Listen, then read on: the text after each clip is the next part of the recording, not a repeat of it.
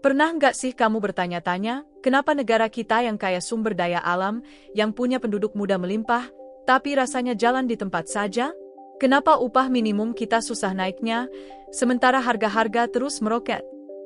Malam itu, di sebuah kafe kecil di Senayan, 3 orang sedang membicarakan hal-hal yang jarang kita dengar di berita utama. Mereka bicara tentang rencana besar relokasi pabrik dari Cina dan tentang APBN 2026 yang ternyata menyimpan rahasia mengejutkan. Ini bukan cerita biasa. Ini tentang pilihan-pilihan sulit yang akan menentukan nasib ekonomi kita 5, 10, bahkan 20 tahun ke depan. Dan yang paling mengejutkan, kita semua terlibat di dalamnya, sadar atau tidak.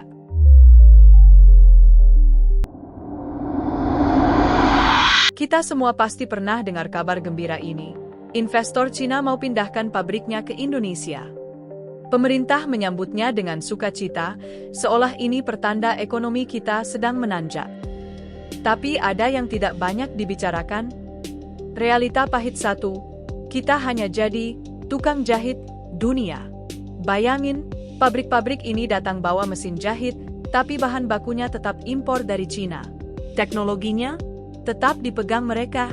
Kita cuma dapat bagian jahit-menjahit dengan upah minimum. Ini seperti kita disuruh masak, tapi semua bahan harus beli di tempat lain. Ujung-ujungnya, keuntungan besar tetap di tangan mereka. Kita cuma dapat remah-remahnya. Realita pahit 2, birokrasi yang bikin investor kapok.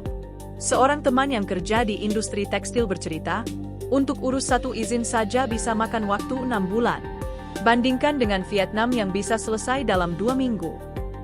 Belum lagi masalah logistik. Biaya angkut kontainer dari pabrik ke pelabuhan di Indonesia bisa 2 kali lipat lebih mahal dibanding Vietnam.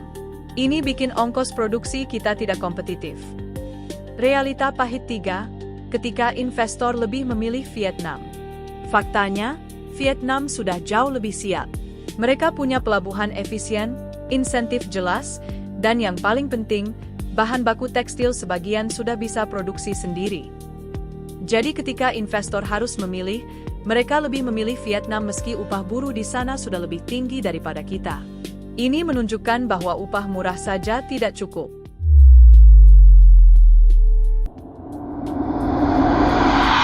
Sambil menyeruput kopi yang mulai dingin, percakapan beralih ke topik yang lebih menyeramkan, APBN 2026. Fakta mengejutkan satu, separuh pajak kita untuk bayar utang.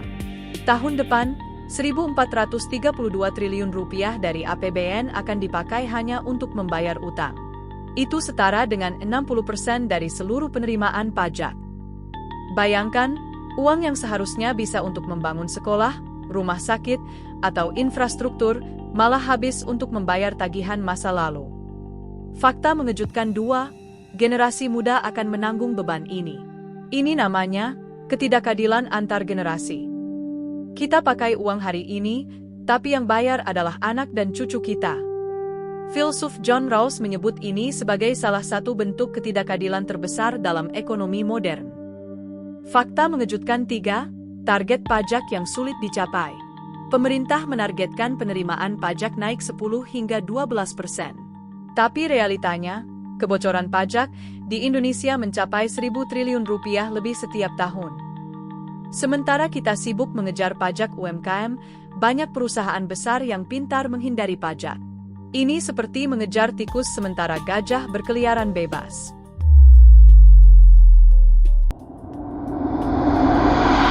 Lalu, apa yang bisa kita lakukan? Inilah beberapa solusi yang mungkin tidak populer, tapi perlu didiskusikan. Solusi radikal 1, berhenti dari gaya hidup utang. Kita perlu pelan-pelan mengurangi ketergantungan pada utang. Caranya, dengan menciptakan surplus primer, sehingga kita tidak perlu utang baru hanya untuk membayar utang lama. Solusi radikal 2, berburu pajak yang kabur. Daripada menaikkan pajak orang kecil, lebih baik kejar pajak konglomerat dan korporasi yang main, akuntansi kreatif. 1.000 triliun rupiah tax gap itu bisa menyelamatkan APBN kita. Solusi radikal 3, investasi yang benar-benar produktif. Daripada menghamburkan uang untuk proyek mercusuar, lebih baik fokus pada hal-hal yang benar-benar meningkatkan produktivitas. pendidikan vokasi, riset teknologi, dan logistik efisien. Jadi, apa sebenarnya yang sedang terjadi? Kita seperti terjebak dalam lingkaran setan. Butuh investasi, tapi hanya dapat investasi, sisa-sisa. Butuh uang untuk pembangunan, tapi tercekik utang. Ingin maju, tapi terus ketinggalan. Pertanyaannya sekarang, mau dibawa kemana ekonomi Indonesia ini? Karena yang pasti, dampaknya sudah kita rasakan sekarang. Upah yang susah naik, harga kebutuhan yang terus melambung, lapangan kerja yang semakin sulit. Ini bukan lagi tentang angka-angka di APBN. Ini tentang masa depan anak-anak kita, tentang apakah mereka akan hidup lebih baik daripada kita, atau justru terbelit utang yang kita tinggalkan. Kita butuh perubahan, dan perubahan itu harus dimulai dari kesadaran kita semua. Bagaimana menurutmu? Apa solusi paling realistis untuk Indonesia?